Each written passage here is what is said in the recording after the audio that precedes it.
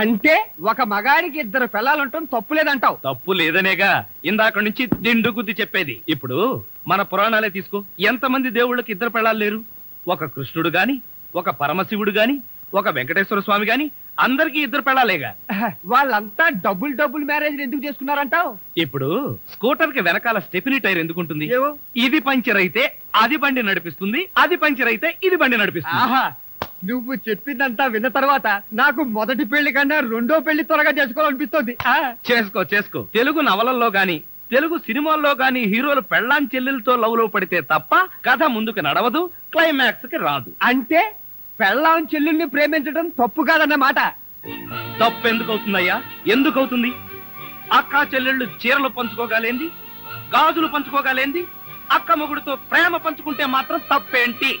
ఆహా, నీ లాజిక్ తో నా కళ్ళజోడు తెరిపించావు. నేను వస్తా.